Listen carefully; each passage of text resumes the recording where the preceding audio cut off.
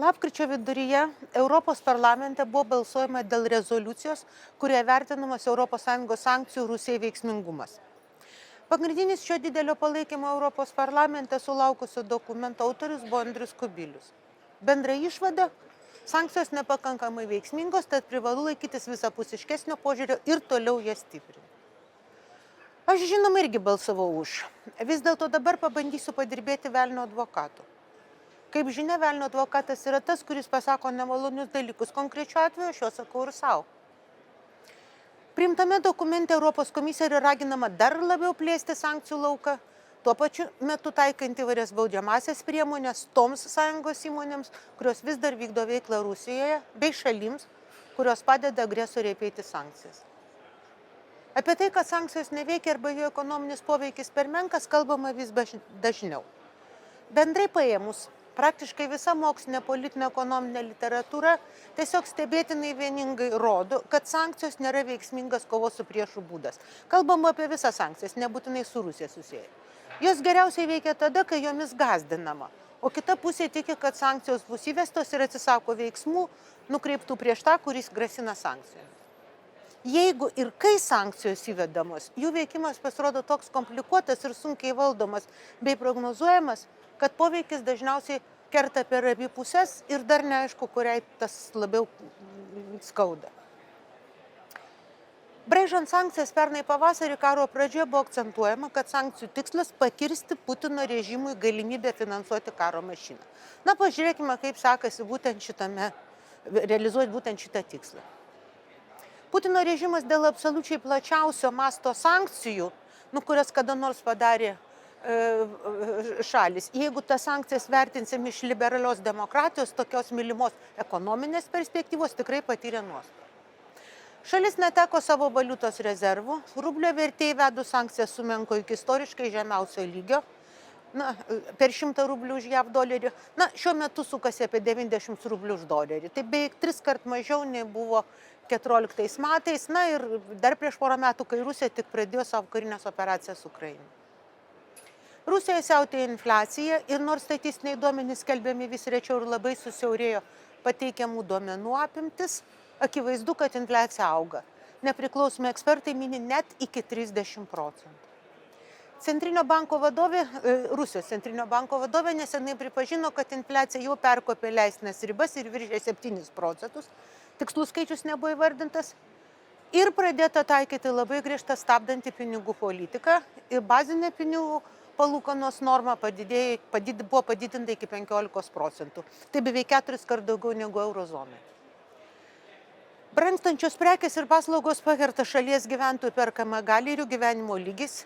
Įvairių nepriklausomų ekspertų vertinimų per 1,5 metų sumenko apytikriai 10%.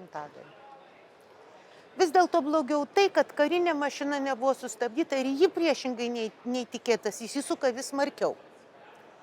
Paradoksaliai, ją didelę dalimi palaiko būtent sankcijos. Pernai buvo fiksuotas rekordiškai aukštos naftos ir dujų kainos ir tai galiausiai lėmė, kad Rusijos eksportas per metus padidėjo nuo 550 iki 636 milijardų dolerių. Tuo pat metu šalies importas sumenko beveik 10% dėl įvairiausių sankcijų. Importui traukiantis tuo metu, kai eksportas augo, susiformavo milžiniškas 285 milijardų dolerių vertės prekybos balansas, perviršis, kuris savo ruožtų lėmė, kad per metus šalies einamosios sąskaitos balansas padvigubėjo iki 233 milijardų dolerių. Tokie milžiniški prekybos ir einamosios sąskaitos pertekliniai balansai reiškia, kad šalyje susikaupė milžiniškos pinigų sumos, kurios leido palaikyti santykinę fiskalinę drausmę. Nors dėl tokios stiprios įplaukų bazės biudžeto pajamos išaugo apytikriai 10%, tai nesutrukdė biudžeto išlaidas padidinti 4%, nes iš tiesų pagalves turi Putino režimas. Nors Rusijos finansų ministerija nuo 22 metų pavasario neskelbė šalies karinių išlaidų, ekspertiniais nepriklausomai analitikų vertinimais Rusijos karinės išlaidos per 22 metus išaugo nuo 4,9, praktiškai 5 iki beveik 9 trilijonų rublių. Tų pačių analitikų skaičiavimai šiemet jos pasieks 10 trilijonų rublių ribą ir manoma, kad kitais metais padidės dar 40%. Neįmanomai didelis skaičius.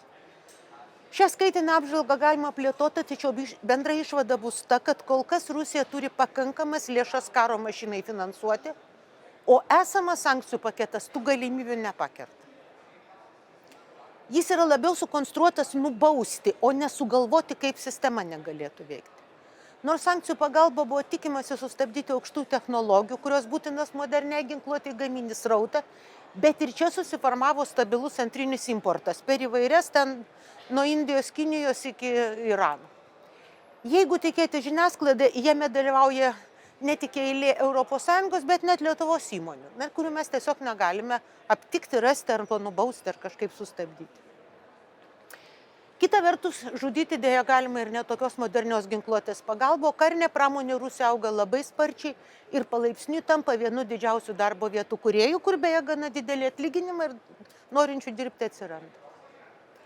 Vis dėlto mano galva liūdniausia tai, kad kuriant sankcijų paketus ir ar bandant juos patobulinti, pamirštama politinė ekonomija bei socialinė psichologija ir paskęstama primityvokos ekonomikos rėmose. Aš net jums parodžiau, kad su ekonomika net nesueina. Bet yra ir daugiau tų momentų. Mano karta turbūt dar puikiai prisimenant 90 metų balandį, kai Sovietų Lietuvai pateikė ultimatumą atšaukti nepriklausomybės aktą ir pagrasino blokada. Lietuvai atsisakius paklusti, nutrauktas naftos, 80% sumažintas dujų tiekimas, apribota prekyba degalais, nustota tiekti iki 60 rūšių žaliavų, tame tarpe gyvybiškai pramoniai svarbių metalo ir medienos, blokuoti geležinkeliai, jūrų keliai, buvo žmonių netekusių darbo, pajamų pradėjo augti kainos, menkti perkamoji galia. Paklauskime žmonių vyresnių negu ten 60 metų, jie prisimins. Blokada buvo atšaukta po 75 dienų Liepos 1. Ir paprastai kalbant apie šią blokadą, nutylimas vienas ir bene svarbiausias veiksnys, kuris galų gale įveikė priešą. Ir gana greitai. Net išskirtinai žiaurios priemonės nepalaužė Lietuvos žmonių noro gyventi taip, kaip nori jie, o ne sovietų valdžia. Ir visi ramiai ir net su tam tikrų pasididžiavimu sutiko dalintis nuostoliais ir nepriteklių našta. Aš tai puikiai prisimenu. Bet va, formuodami sankcijas politikai, jų tarpe, sankcijas Rusijai turiu galvoje, politikai, jų tarpe ir tie, kurie patys atlaikė sankcijų spaudimą, kažkodėl manė, kad Rusijos gyventojai prigimtinai už juos blogesni. Patinka tai ir ne visiems, net tiems, kurie išties kaunasi už tikrus dalykus ir laisvę, bet žmonės susivienė, kai pajunta, kad jų bendruomeniai graso tikras ar menamas išorinis priešas. Sunku pasakyti, kiek Rusijos gyventojų išties palaiko Putino režimą, bet sankcijas didelė dalis jų traktuoja kaip nepagarbos jų šaliai ženklą ir tai esmingai padeda Putino režimui. Putino režimui tarsi jį palaiko, atsiranda priešas. Iš tiesų Putinas gauna tarsi ginklą. Žiūrėk, tikrai jie yra tokie. Dokumente dėl sankcijų stiprinimo akcentuota būtinybė remti Rusijos opoziciją išeivijoje, nepriklausomą žiniasklaidą, pilietinę Rusijos, Baltarusijos visuomenę, nes, kaip teigiama dokumente, neigiamos sankcijų pasekmės prieš šias gyventojų grupės nepadeda siekti numatyto sankcijų tikslo, tai yra apriboti Rusijos galimybę vykdyti agresijos karą prieš Ukrainą. Na, ką šita abrakadabra reiškia, turbūt žino tik autoriai, bet kas konkrečiai ta pilietinė Rusijos, Baltarusijos visuomenė? Kur jis slepiasi? Ar kalbame apie tos, kurie Rusijoje, ar tos, kurie pasitraukė? Ir kaip sankcijų stiprinimas susijęs su sankcijų pasekmių eliminavimu, šitam tai visiškai neaišku. Taip? Aš nemanau, kad reikia iš Rusų atimti, kurie pabėgo iš Rusijos nuo karo, atimti automobilį, bet koks čia ryšys neaišku.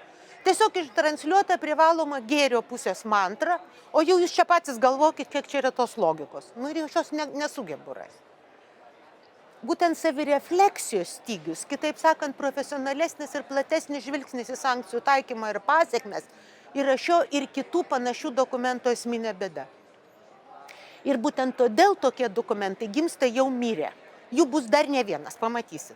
Nori laimėti, nenuvertink priešų, mažiau gerėki savimi, o norimo nepateik kaip jau esam. Panašiai itin dviprasmišką ir labai nestabilią poziciją dėl situacijos valdymo sankcijų dėka savo siunčiamuose linkėjimuose iš Europos reikalų sostinės Urbė Torbi išdėstė ir Lietuvos nuolatinės atstovybės Europos Sąjungoje ambasadorius su anoniminė komanda. Aš juos gerbiu, bet jų siunčiami laiškai yra beprasmiai. Čia irgi sankcijų Rusijai priėmimas minimas tarp esminių darbų. Dar daugiau rašoma. Nors Rusijos karas prieš Ukrainą skaičiuoja jau beveik 2 metus, visų dėmesį patraukęs ir artimųjų rytų regionas. Sunku ginčytis, faktas, citata.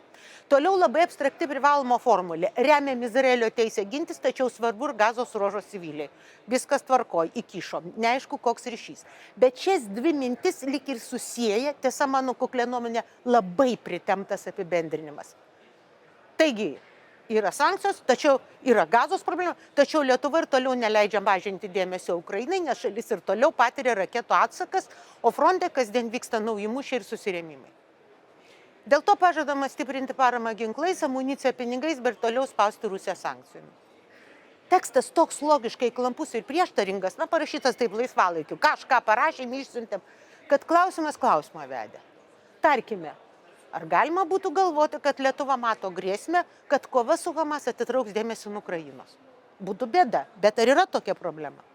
Ar tikrai norima pasakyti, kad Ukrainai reikia padėti, nes šalis patiria raketų atakas, etc., o ne todėl, kad karas vidurio Europos laužo visą įsitvirtinusią tarptautinių ryšių sanklodą ir naikina naciją? Šiaip jau nereikia būti geopolitikos guru, kad tas raketas ir frontus pamatytum dėja ne vien Ukrainoje. Tad gal galima spėti, kad užsienio reikalų ministrų susitikime, apie kurį rašoma tam pranešime, nebuvo matomas Ukrainos karo ir Izraelio kovos ryšys? Jei taip, kokie buvo kitos pusės argumentai? Jeigu tas ryšys regimas, tai kodėl tekste sakiniai formuluojami taip, kad Ukrainos klausimas pagal aprašą prioritizuojamas, o ne prioritizuojamas kintanti situacija? Paklausiu dar tiesiog. O gal Ukraina Lietuvos ambasados rašytojams kabutėse svarbesnė, nes arčiau Lietuvos? Arčiau kūno.